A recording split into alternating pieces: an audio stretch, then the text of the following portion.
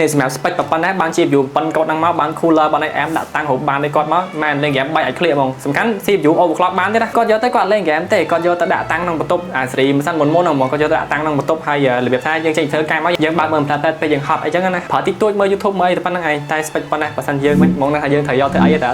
វាសួរបងវីដេអូនេះបាច់ប្រាប់ក៏ដឹងថាខ្ញុំមកធ្វើដែរព្រោះអីវា PC វានៅហ្មងនឹងស្រាប់អីចឹងថ្ងៃហ្នឹងចង់មកបង្ហាញ PC ហើយយើងមាន cooler ថ្មី PC ហ្នឹងមាន cooler ថ្មីមាន 50 Ti របស់ Top Gaming ហើយយើងមានអីផ្សេងៗទៀតយើងធ្វើការតែ performance spec ហ្នឹងគឺឯមែនតើតម្លៃក៏ឯមដែរគាត់ focus លើម៉ាស៊ីនស្អាត spec នេះ performance បើសិនជា OC អត់ចាញ់អា spec ខ្ពស់ៗប៉ុន្មានតែនេះក៏វាអត់ទៀតដែរវាមកល្មមលេងទៅក៏សំខាន់លើ spec ទេដាក់ game មែនប៉ុន្តែ game ក៏សើបានលេងមកចេញពីធ្វើការយើងទៅដល់ផ្ទះយើងបើកលើតុចាស់យើងដេកមើលក៏សប្បាយចិត្តដែរនឹងធម្មតាតែយើងមានលុយយើងទិញអីយើងសប្បាយចិត្តដែរមែនទេកាប់ CPU យើងប្រើជាមួយនឹង i5 13.6K សេរីពួកកតុយ KX នេះ overclock បានចឹងបើ overclock ទៅវាលេងខ្លាំងហើយបាច់ខ្លាចក្តៅទេស្អី cooler យ៉ាងហ្នឹងក៏អានដែរមុនហើយខ្ញុំថា cooler យ៉ាងហ្នឹងអានយើងអត់អានមិនបើ cooler យើងប្រើសេរីថ្មីហ្នឹងនេះយើងប្រើជាមួយនឹង ROG អានេះ UO4 SLC 360យើងមាន screen កញ្ចក់កោងសេរីមួយពួក 3x panorama ហើយនឹងសេរីផ្សេងៗទៀតប៉ុន្តែវាខំពីពួក 3x ថងថាពួក 3x យើងអាចបញ្ឈប់បានអញ្ចឹងប៉ុន្តែនេះបើសិនជាមានភ្លើង RAM ចាំងចូលមកគេថាភ្លើង RAM ចាំងចូលបាំងរូបភាពយើងមើលឃើញយើងអាចរុញ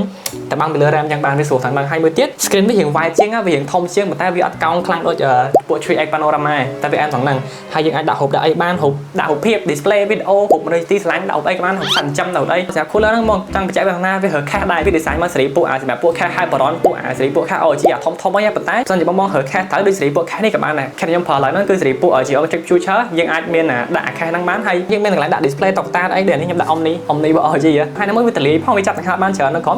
ចាប់បាន3លើ3ក្រោយមួយទៀតហើយកន្លែង cache ក្រោយនេះចាប់ដង្ហើមដាក់140ក៏បានដែរក្រោយកាលយ៉ាងណាយើងប្រើយើងធំណាស់យើងប្រើ 50 Ti 16G Power Gaming ឆ្លាញ់ហ្នឹងថាសេរីពួក50 series មកវាខុសពីពួក40 series ថាវា design មកវាត្រូវមួយឈ្មោះមើលមក tough ហ្មងស្អីលេខសិតមានក្បាលខ្ចៅវាយមើលមកឃើញតាន់ហ្មងបងចង់លេងហ្គេមសេរីពួកពោះលេង 2K លេង graphic ពោះអីគឺ massive point ឯងវាលេងប៉ុណ្ណឹងបានសារ PGA យើងវាខ្លាំងស្រាប់ហើយណាមួយយើងបាន spec ប៉ុណ្ណឹងទៀតមកល្មមលេងទៅមកស្រួលលេងហ្មងហើយ RAM របស់យើងប្រើ Corsair Engine នេះយើងប្រើ2ដើមអញ្ចឹងboard គាត់នេះ board top B760 plus Wi-Fi អញ្ចឹងយើងប្រើមើល CPU ប៉ុណ្ណឹងមកល្មមហើយល្មមហើយសំខាន់ board យើងអាចសេរីដាក់ Aura Sync បានហ្មងចង់សេរីភ្លើងសេរីអីស្រួលហ្មងស្អីឲ្យតែសេរី board ខ្ពស់ support ចំនួន12 13 14ឡើងសេរីភ្លើងបានមួយឆ្កាញ់ធូរគាត់យើងគាត់ប្រើជាមួយនឹង Samsung Mate ដាក់ទៅលើ OS គាត់ហើយនឹង 2T ទៀតសម្រាប់ store game យើងដាក់ M2 2ប៉ុណ្ណឹងមកល្មមហើយយើងប្រើ 3T storage លំទលាបង spec យើងប៉ុណ្ណឹងដែរយើងអត់នេះមិនកាត់ឥឡូវយើងបើកតែ performance ជាមួយនឹង game តឥឡូវមកកាត់ពេលយើងមើល game មួយចំនួនតា